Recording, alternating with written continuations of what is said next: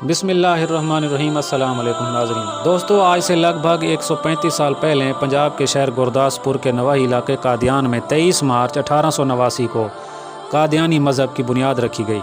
तमाम मसालिक के जय्यद उलमा ने मिर्ज़ा ग़ुलाम कादियानी के नज़रियात को देखते हुए उसे दायरे इस्लाम से खारिज करार दिया।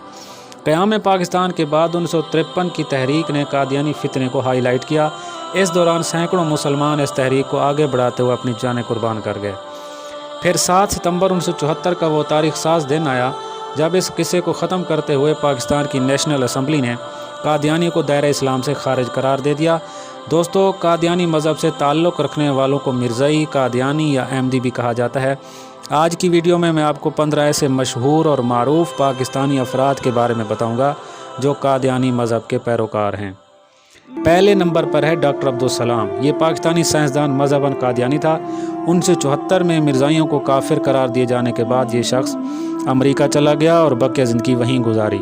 21 नवंबर 1996 को लंदन में डॉक्टर अब्दुल सलाम फौत हुआ। इसकी लाश पाकिस्तान लाकर कादियानी मरकज़ चनाब नगर, जिसे कादियानी रबवा कहते हैं, में दफनाया गया।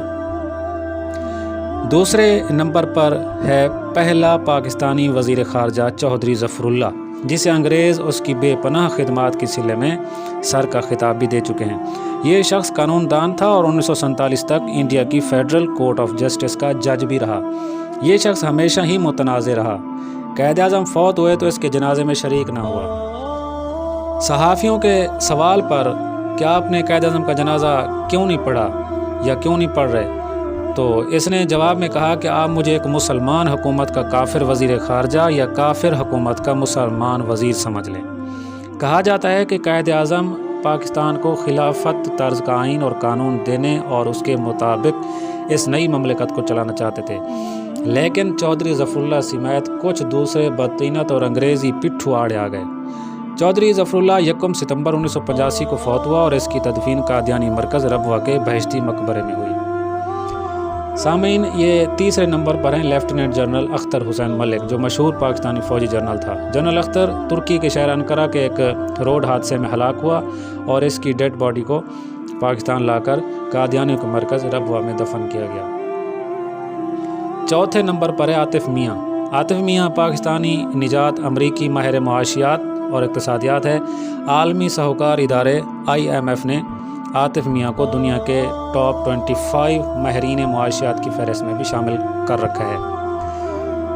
5वें नंबर पर है डॉक्टर मुजद्दिद अहमद इजाज़। ये शख्स डॉक्टर अब्दुल सलाम का कज़न था। ये पाकिस्तान के जौहरी साइंसी इदारे में साइंसदान की हैसियत से काम कर रहा था कि इस दौरान कादियानियों को अवाम की मुंतखब करदा असम्बली ने गैर मुस्लिम करार दे दिया, जिसके बाद एहतजाजन ये शख्स नौकरी छोड़कर पाकिस्तान से अपने आकाओं के सरजमीन अमेरिका चला गया। ये शख्स 10 साल तक सऊदी अरब की किंग फहद यूनिवर्सिटी में भी पढ़ाता रहा है। 1992 में इसका इंतकाल अमेरिका में हुआ और इसको भी रबवा में दफन किया गया। 6ठे नंबर पर है मेजर जनरल इफ्तिखार खान जंजुआ। सिक्का बंद कादियानी ये जनरल 65 और 71 की जंग में भी शरीक रहा। 1971 में कश्मीर के इलाके छंब में हेलीकॉप्टर के हादसे में ये हलाक हुआ। इसका इजाज़ खान जंजुआ, जो इसका भाई था, वो भी फ़ौज में जनरल के ओहदे पर रहा। 7वें नंबर पर है सायरा वसीम। ये पाकिस्तानी निजात अमेरिकन आर्टिस्ट है, ताहम इसकी पेंटिंग्स आज़ाद ख़याल और इतनी बेहुदा होती हैं कि जिन्हें पाकिस्तान ने और पाकिस्तानी अवाम ने कभी कबूल भी नहीं किया और देखते हुए भी शर्म आती है। 8वें नंबर पर है मिर्ज़ा मुज़फ़्फ़र अहमद। कादियान में पैदा होने वाला ये शख्स पाकिस्तान छोड़कर अमेरिका शिफ्ट हो गया और आलमी सूदखोर इदारे IMF का के कलीदी ओहदे पर यह शख्स काम करता रहा है। पाक भारत सेंतास मुआहदा जो 1961 में हुआ में भी ये शख्स मौजूद था। दोस्तों, 9वें नंबर पर हैं एयर मार्शल ज़फ़र चौधरी। 1945 में रॉयल इंडियन आर्मी में कमीशन हासिल किया। 1971 और 72 तक ये PIA का सरबराह भी रहा, 71 से 72 तक। दोस्तों, ये 10वें नंबर पर है मंसूर इजाज़। पाक फ़ौज को मुतनाज़ा बनाने वाला मेमो गेट स्कैंडल के हवाले से ये शख्स पाकिस्तान में बड़ा मशहूर हुआ। याद रहे, मंसूर इजाज़ मुजद्दिद अहमद इजाज़ का बेटा है, जिसका जिक्र पहले हो चुका है, जो डॉक्टर अब्दुल सलाम का कादियानी का कज़न था। یہ شخص عرب پتی امریکی بزنس مین ہے۔ منصور اعجاز قادیانی پچھلے 20 سال سے امریکی خفیہ ایجنسی CIA کے ایجنٹ کے طور پر کام کر رہا ہے۔ یہ شخص کئی سالوں سے CNN، فاکس نیوز اور BBC کے علاوہ کئی چینلز پر تجزیہ کار کی حیثیت سے شریک ہوتا رہا ہے۔ اس کے کالم اور مضامین باقاعدگی کے ساتھ Financial Times, Wall Street Journal, Times of India اور انٹرنیشنل ہیرالڈ رسالے میں بھی چھپتے رہے ہیں۔ یہ شخص خاص طور پر اس شخص کا نشانہ جو ہے پاکستان کا ایٹمی پروگرام اور اس کی ایجنسی ISI ہوتی ہے، جن کے خلاف پچھلے 15 سال سے یہ شخص زہر اگل رہا ہے۔ 11ویں نمبر پر میجر جنرل عبداللہ سعید، یہ ضیاء الحق دور میں میکسیکو میں سفیر بھی رہا۔ اس کا والد سعید احمد خان قادیانی لاہوری فرقے کا صدر تھا۔ 12ویں نمبر پر کرنل مرزا داؤد احمد۔ اب کچھ ایسے نامور لوگ جن کے متعلق قادیانی ہونے کا شک ہے وہ سنیں۔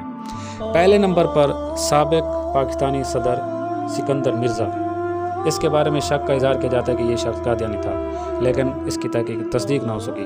دوسرے نمبر پر سلمان تاثیر، جن کے متعلق کہا جاتا ہے کہ یہ بھی قادیانی تھا۔ یہ پنجاب کا گورنر اور پیپل پارٹی کا اہم رکن تھا۔ اس کے متعلق کہا جاتا ہے کہ یہ ایک چھپا ہوا قادیانی تھا، کیونکہ اس کا اکثر جو ہے وہ قادیانیوں سے ملنا جلنا رہتا تھا۔ سلمان تاثیر کے بیٹے شان تاثیر اور قادیانی سربراہ جو اب موجودہ سربراہ ہے مرزا مسرور، اس کے ساتھ بھی اس کی کئی تصاویر منظر عام پر آ چکی ہیں، اور تاثیر فیملی کی قادیانی جماعت سے قربتیں کسی سے ڈھکی چھپی نہیں ہیں۔ تیسرے نمبر پر صاحبزادہ عبدالقیوم، یہ خیبر پختونخوا کا سابق وزیر اعلیٰ، اس کے بارے میں بھی کہا جاتا ہے کہ یہ قادیانی تھا۔ چوتھے نمبر پر سینیٹر پرویز رشید، نون لیگ کا مرکزی رہنما، اس پر بھی قادیانی ہونے کا الزام لگتا رہا ہے۔ تاہم حامد میر کے TV پروگرام میں وہ حضور پاک صلی اللہ علیہ وسلم کی ختم نبوت کا اعتراف کرتے ہوئے اپنے قادیانی ہونے کی خبروں کو رد کر چکا ہے۔